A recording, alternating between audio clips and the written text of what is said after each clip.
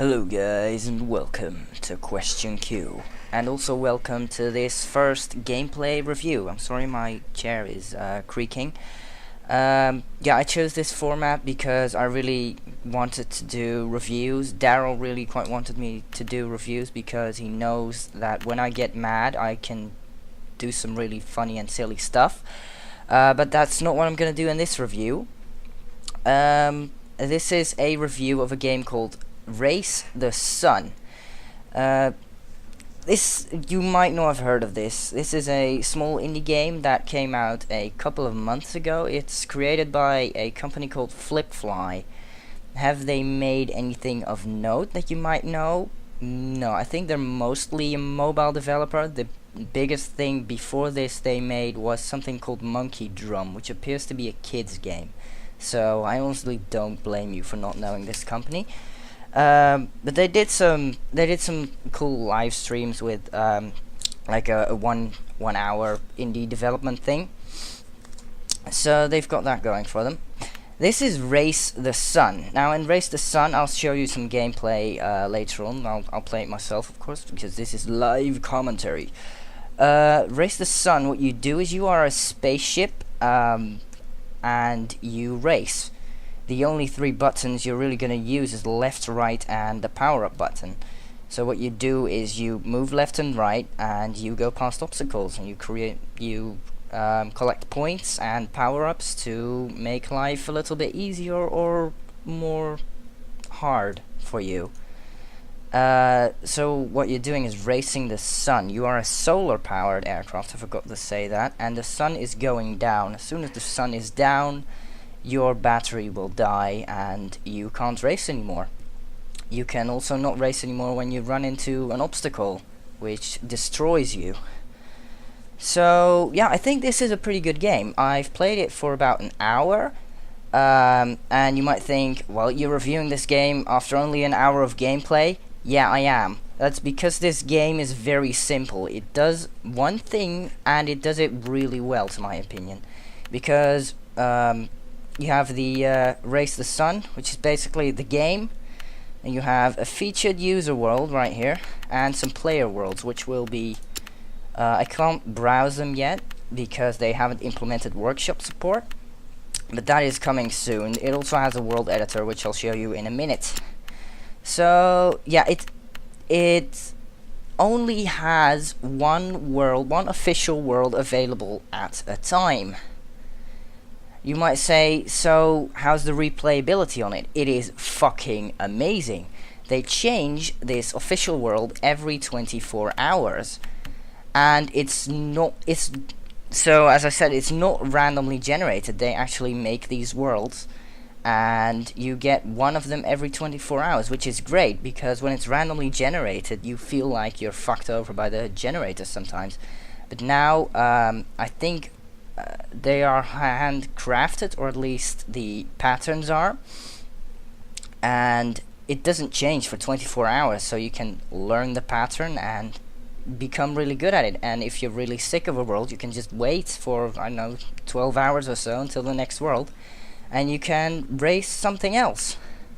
So yeah, one of the problems I have with it is that it's a Unity game. Now, Unity is a great engine in and on itself. This is also not a fault of the developer. If anything, they've actually done it somewhat right, because all the graphical options, which is, well, three, I'm sorry, they've actually implemented it into the game instead of have it in the launcher, which is great, because now I can just change it on the fly. I'm not going to change that because that will fuck with the recording. The problem I have with Unity is that there are, what is it, 1, 2, 3, 4, 5 presets, and that's all you can do. Please, whoever makes the Unity engine, let me have some more options. Let me have like texture options and polygons, and just a bit more detail, because I am personally really big fan of textures, but the polygons don't really run that well on my computer. So yeah, there you go. I'll just start a game and show you exactly what it is. So this is it. That's a power up. Now I'll go faster. I collect these tries, spelled with an I, and they increase my multiplier. I just picked up a jump button, jump power up. I'm sorry, I can't really commentate well when I'm playing because you have to concentrate on it. You collect the tries, and if you've collected 5 tries, your multiplier will increase to something bigger, which is great. So yeah, this is the world. It looks really simple. It does only one thing, which is racing, and it does it really well. It only has 3 controls. Well, 3 controls you're actually going to use. Most of the other controls are menu controls. You have left, right, and space. I think I already told you this. But that's it. And the controls feel really tight. They feel really responsive because they are. It feels great to race. And what makes it even more great is the simplistic graphic style. Yeah. I mean, it doesn't look great. I know in and on itself it doesn't look great, but it feels great. The graphics in combination with the sound effects just feel so great. Oh shit, I messed up. Oh fuck, okay. There you go. Yeah.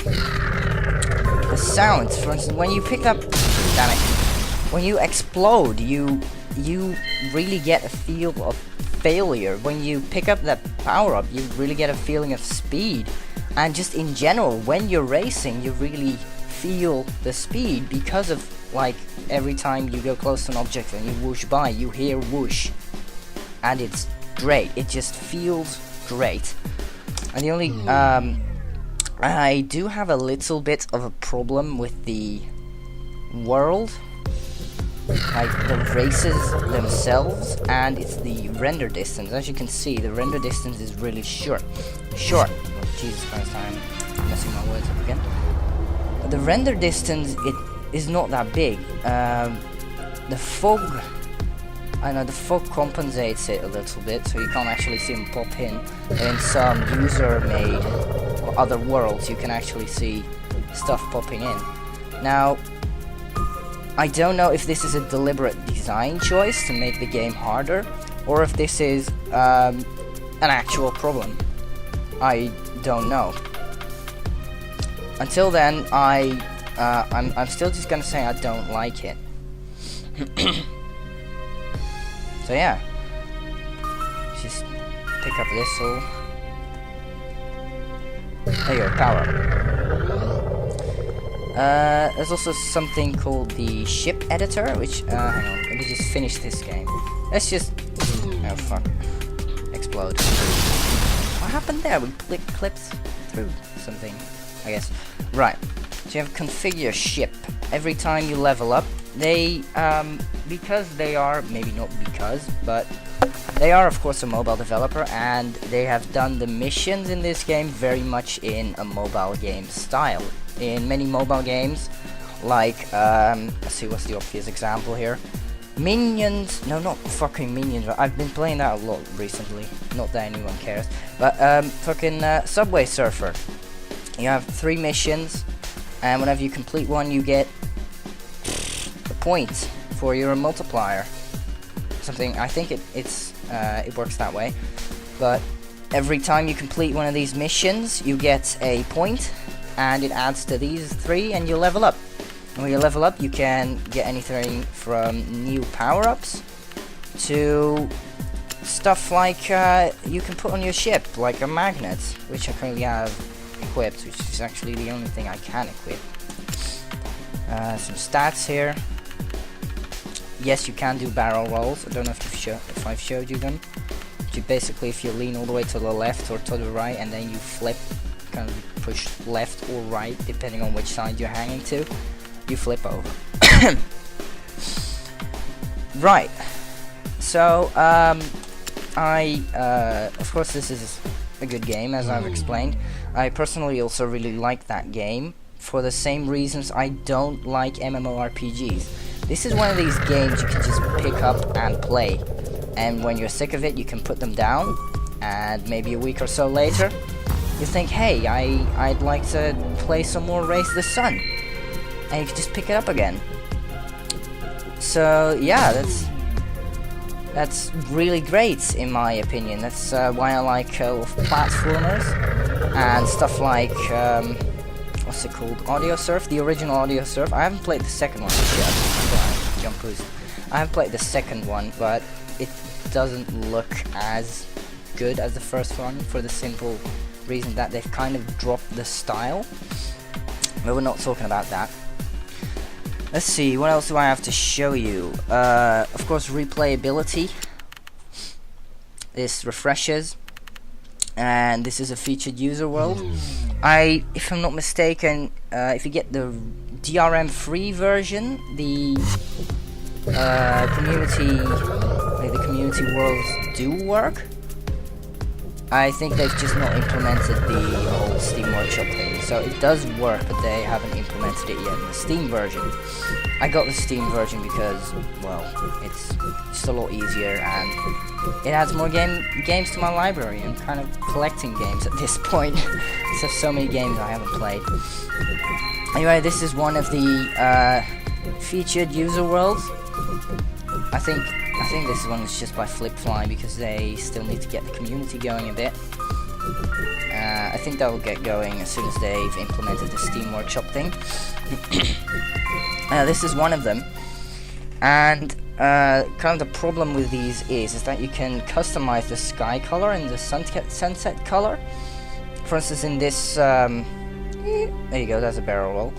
For instance, in this world, the sky is, kind of blue-purplish, and the power-ups are, of course, also blue and yellow and green, and they're actually kind of hard to see when you're looking at them. I mean, you can see only half of them because, you know, the floor is underneath them. That's how you can really see them. And that's, I don't know, maybe they'll find a way to fix that. I don't really know any way to fix it, like, without breaking the freedom of having sky colors, which is actually kind of awesome. And yeah, I have no idea. Maybe some kind of like what's it called? SAO style shadow-ish around the power-ups or something. I honestly don't know. Or limit the colors to something without really breaking the system of doing so. Speaking of which, let's check out the level editor. My throat is really dry. Speaking a lot here. Right, configure ship. That's not where we need to go. Player worlds. Now these are already implemented. These are by Flipfly themselves. You can't actually play them. Space between worlds. You can't actually play them just off the bat. You need to actually. This is of course the level editor. So how you can play these is duplicate them and then test the level. So this is a copy of Apocalypse. This is actually something I made myself, which is pretty bad. I mean, to be honest, it's got 2 objects in it currently. This is the pattern. It's changed somewhere. How do I? Hang on. World settings. So these are all the things you can mess with. I don't know what this does. The camera offset. That's 2. 5. It's like sets it down. Camera offset. Position. I actually like it a bit further away, so I think I need to edit this to be, I don't know, 20. That's a /20 now. 20. That's nice. So you can actually change the position of the camera in the world, and then there's like strafe friction, hover height. Hover height. I changed that to like 5. Let's put it. Let's not mess with that. And there's some stuff here. I can have it like, let's call it QQ. The best world. Ambient light. I don't really know what that does.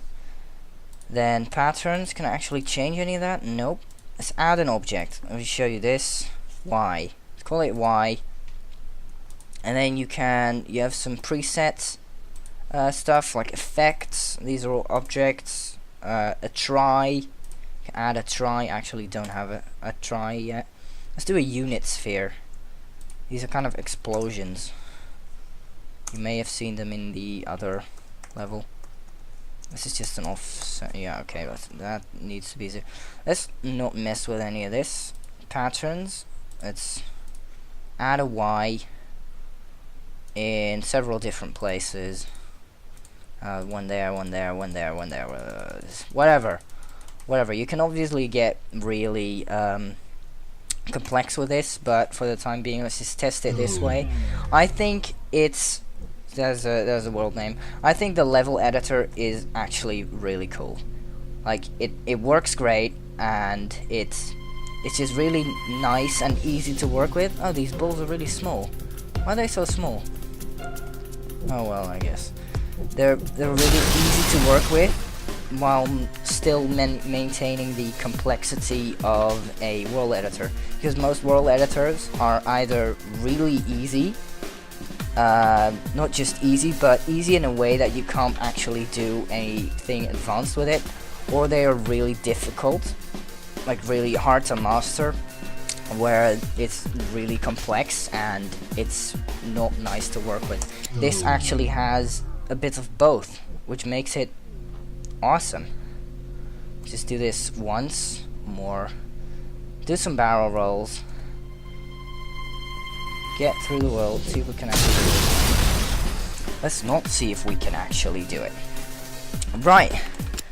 So this has been my view on Race the Sun by Flipfly. Flipfly, by the way, is spelled with double P. Do not ask me why. I have no idea. I hope you like this game. I truly recommend it to you if you are one of these arcadey players and you like racing. Then certainly go ahead and buy it. It's definitely worth your time and money. Also, one more thing I forgot to say. This game is compatible with an Xbox 360 controller, but I actually found it play a lot nicer with a keyboard, which is surprising. But it does, somehow. I don't know how they've managed that, but it does. So, yeah, this game is available on Steam for $10, available on the Flipfly website, which is flipfly.com, that is FLIPPFLY. On the Flipfly website, it's actually DRM free, but it doesn't have the Steam Workshop support. And it's also available on the Humble Bundle store, the Humble store, I'm sorry. This is, you might know the Humble Bundle, humblebundle.com. They sell like these bundles, and part of it goes to charity. They've actually quite recently launched something called the Humble Store, in which they just straight out sell games. They sell games, and they kind of have like, just like Steam, they have these discounts every now and then. And 10% of their revenue goes to charity, which is, I think it's the American Red Cross and Child's Play, but I'm not entirely sure. So if you want to buy this game and support charity, I will definitely recommend the Humble Store to you. It is the same price as Steam and Flipfly. It's just, hey, charity. That's one good reason to buy it there. So yeah, that's it for this review. I truly recommend this game. I love it. So thank you very much for watching. Don't forget to like and subscribe. Jesus, I'm slurring my words again. Damn it. And I'll see you guys next time.